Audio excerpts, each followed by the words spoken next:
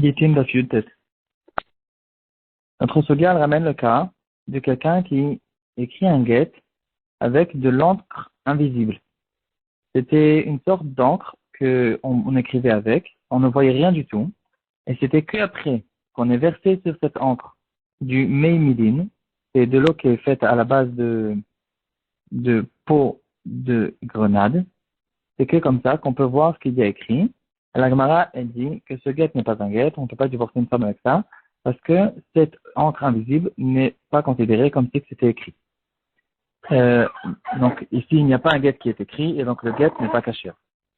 De là, on en arrive on va essayer de déterminer toutes sortes d'encres qui étaient des encres secrètes, des encres des espions, toutes sortes de choses de ce genre, où ils utilisaient des encres spéciales.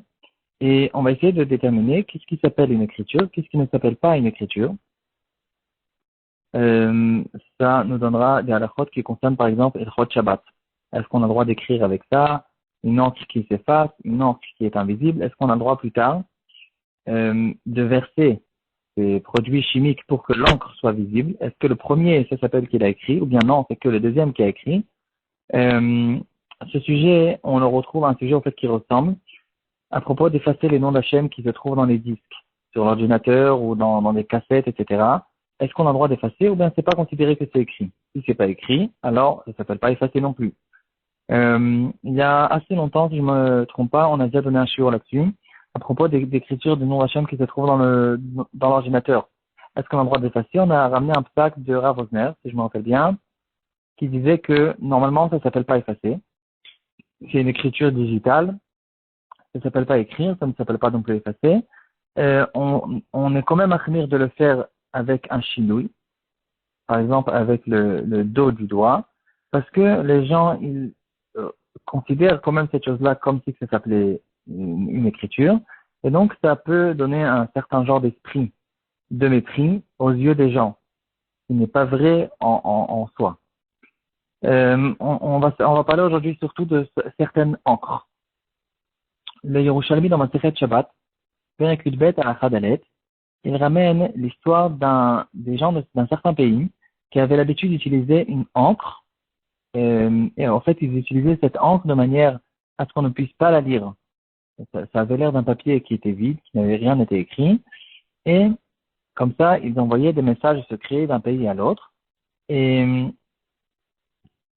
c'est en fait l'encre qu'on ramène dans notre suga. Une encre invisible, transparente, et c'est qu'en versant du mémiline que ça va être dévoilé.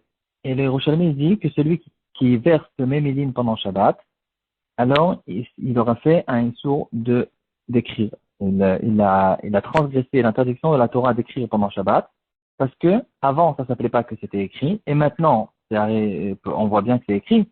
Et donc si maintenant c'est écrit et avant ce n'était pas écrit, ça veut dire que le deuxième, celui qui a versé ce produit, c'est lui qui a écrit. Donc pour l'instant, notre Gemara s'arrange bien avec le Yerushalmi. Le premier, ça ne s'appelle pas qu'il a écrit, et donc ce n'est pas non plus une écriture qui sera cachée pour le guet, et c'est le deuxième qui a écrit, et que ça s'appelle maintenant écrit. Donc pour nous, si quelqu'un il a divorcé la femme avec ce papier après qu'on a versé le mémiline, bien sûr que ça sera caché parce que ça s'appelle maintenant une écriture.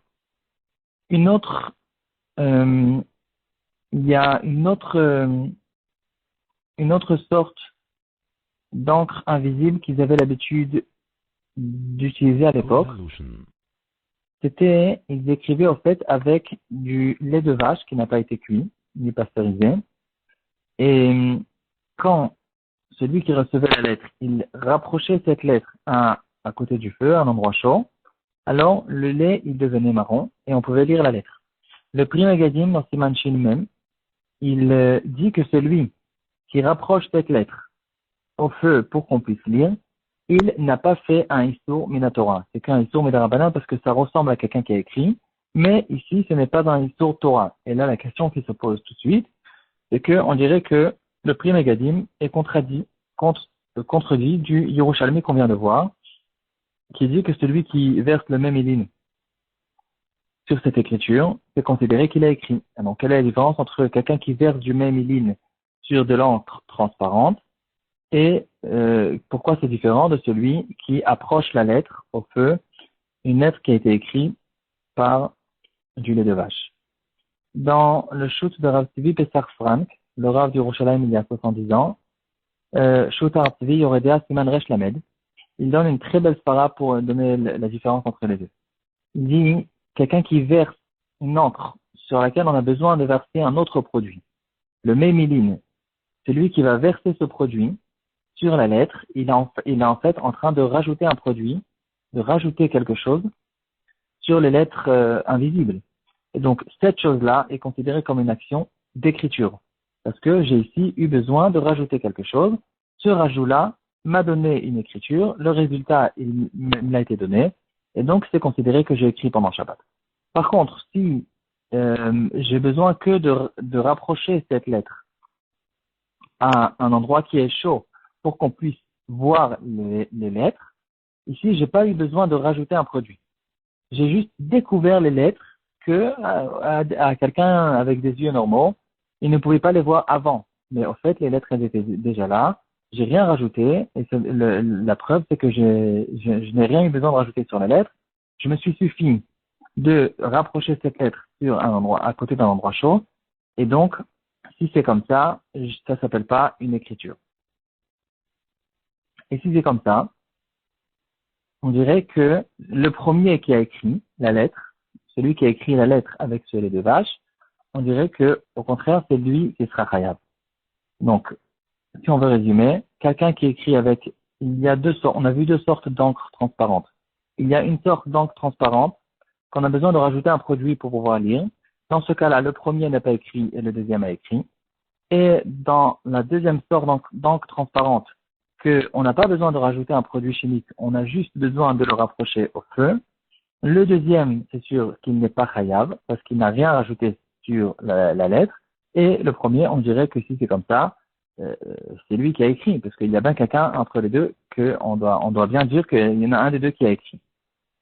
Dans le Shmirat Shabbat Kilcheta, il ramène à propos de cette halakha un autre cas, un cas intéressant. Il y avait des thermomètres à l'époque qu'ils avaient l'habitude d'utiliser il y a 30 ans ou 40 ans, moi je ne le connais pas. C'était un thermomètre qui était fait avec une sorte de bande qui comprenait à l'intérieur un produit chimique qui s'appelait tlaloïde ou quelque chose comme ça. Et cette bande, elle avait deux lettres. Donc quand on rapproche cette bande au front de la personne, s'il a de la fièvre, alors les deux lettres vont sortir, vont éclairer. Et s'il n'a pas de fièvre, alors il y aura une seule lettre qui va éclairer. Est-ce qu'on a le droit d'utiliser pendant Shabbat? Parce que ça peut peut-être être considéré comme c'est écrit, ou bien on n'a pas le droit d'utiliser. Au contraire, est-ce qu'on peut l'utiliser parce que c'est pas considéré comme écrit, ou bien on n'a pas le droit d'utiliser, ou bien on a le droit d'utiliser. Bon, vous avez compris. Alors Shlomo Zalman Auerbach, il dit qu'on n'a pas le droit d'utiliser ce thermomètre, même bien sûr pour un malade qui n'a pas de danger, parce que c'est considéré comme une écriture, au moins midera banane, comme le ramène le prix Megadim. Quand on rapproche la lettre, quand on n'a pas besoin de rajouter un produit, et on rapproche la lettre, la feuille, à un endroit, à une chaleur qui va faire découvrir les lettres, alors c'est vrai que ce n'est pas un kotev minatora, mais quand même, c'est un kotev midera banane, et donc on ne va pas le faire pendant Shabbat.